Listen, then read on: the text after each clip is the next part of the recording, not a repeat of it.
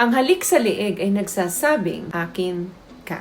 Maraming nerve endings dyan. Kapag hinalikan ka ng partner mo dyan, may mararamdaman kang kakaibang sensation. Merong ipanapahiwatig na init sa'yo ang partner mo, kaya kanya hinalikan dyan. Maitim ba skin? Underarm at singit mo? K-Skin ang bahala sa'yo. Premium ang ingredients, paraben-free and sulfate-free, and FDA-approved, kaya safe for everyone. With K-Skin, ibalik ang alindog mo. Huwag nang magpahuli.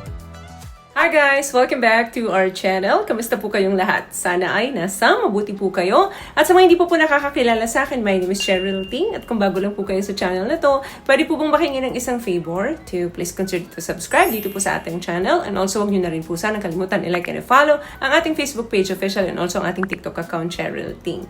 Maraming salamat po. And for today's video, let's talk about saan ka ba niya madalas hinahalikan. We have to understand this love language. Yes, let's talk about different kinds of kisses. Malamang lahat ng mapag-uusapan natin dito ay naranasan nyo na. Pero hindi lahat ay nakakaalam ng ibig sabihin or kahulugan ng mga halik na natatanggap ninyo mula kay Mr. or mula kay Mrs. Number 1, hinalikan ka ba niya dito? That is kiss on the forehead. Pag hinalikan ka ng partner mo dito nang walang pasabi or nang walang sinasabing anumang salita, that's a kind of love language na nagsasabing, stay with me. Natutulog kayo mag-asawa, tapos madalas kanyang halikan sa noo mo. Big sabihin yan, grateful siya, happy siya, dahil nasa tabi ka niya. Paano naman kapag nakatanggap ka kay partner ng halik sa iyong head? Minsan iilag ka pa pag hinalikan ka niya sa ulo kasi hindi ka pa naligo or amoy pawis ka pa. Pag naglambing sa'yo si Mr. or naglambing sa'yo si Mrs. at hinalikan ka niya dyan sa ulo mo, that means ito ay isang pasasalamat at nagsasabing, you are my everything. Salitang hindi mabigkas kaya idinadaan na lang sa pagkilos or love language. Paano naman kung bigla kang hinalikan ni Mrs. o ni Mr. dito sa iyong pisngi? Bukod sa halik bilang magkaibigan yan, ang halik na yan bilang isang couple naman ay nagpapahiwatig na siya ay nabibighani sa'yo. Maaring ang ganda mo nung araw na yon, ang gwapo mo nung araw na yon, bigla kang hinalikan ng partner mo sa pisngi nang walang okasyon or nang walang pasabi, alam mo nang ibig sabihin nun. Paano naman kung hinawakan niya ang iyong kamay at hinalikan niya ito? We have to understand this love language that kissing doon sa hand ng partner mo is a sign of affection. Ibinibigay niya sa'yo at ipinaparamdam niya sa'yo ang affection na meron siya sa'yo. Paano naman kung hinalikan ka niya sa iyong leeg? Ang halik sa leeg ay nagsasabing, akin ka. Maraming nerve endings dyan. Kapag hinalikan ka ng partner mo dyan, may mararamdaman kang kakaibang sensation. Merong ipanapahiwatig na init sa'yo ang partner mo, kaya kanya hinalikan dyan. Gusto kanyang angkinin ng mga oras na yon, kaya naisip kanyang halikan sa iyong leeg. Hinahalikan ka ba ng partner mo sa iyong shoulder? Bigla na lang, nakasandal siya sa'yo, then bigla ka niya halikan sa iyong balikat. Meaning, gusto niya ng cuddle, ng yakap, at nagsasabing, don't go. Stay lang kayo sa posisyon na yon, kung ano man yung posisyon nyo nung oras na yon. Or sinasabi niyang, huwag ka munang umalis, pwede ka bang magstay muna ng konting minuto pa?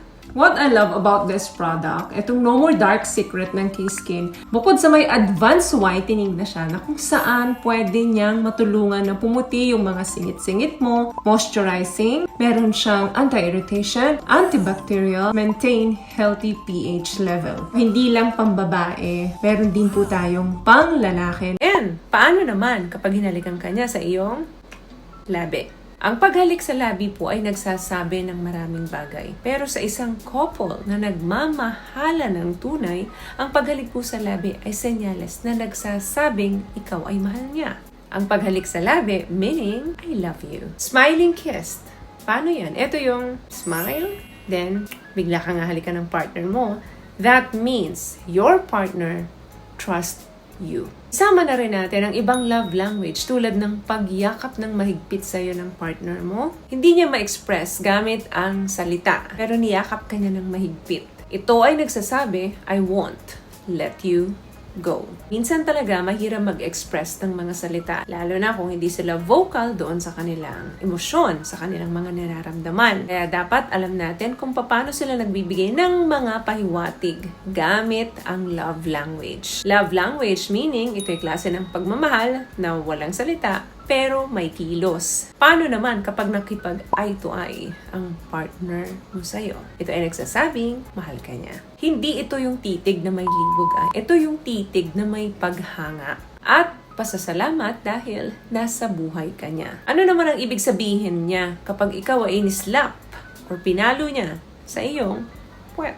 Mararamdaman mo yan Palo na may gigil at may pagnanasa. Isa lang ang ibig sabihin yan. Akin ito. Paano naman kung yung partner mo ay madalas kang hawakan sa iyong waist or sa iyong bewang? Kapag madalas kang hinahawakan ng partner mo sa parteng yan, isa lang ang ibig sabihin yan. Natatakot siya na mawala ka sa buhay niya. Hindi kita pakakawalan. Now, ilan sa mga love language na nabanggit ko sa napag-usapan natin ngayon ang naranasan mo na? Na-check mo ba lahat ang mga napag-usapan natin dito ngayon? I-comment mo nga. So, yun lamang guys ang video natin for today. I hope may nakuha po kayong tips sa mga napag-usapan natin ngayon. At kung nagustuhan yung ating video, please give it a thumbs up, comment down below, and also share this video na rin po sa mga kaibigan na sa tingin yung matutulungan ng video natin. Once again, palagi po kayong mag-iingat at palagi po kayong manalangin. Thank you guys for watching and see you in our next one. Always love yourself and be a blessing. Bye!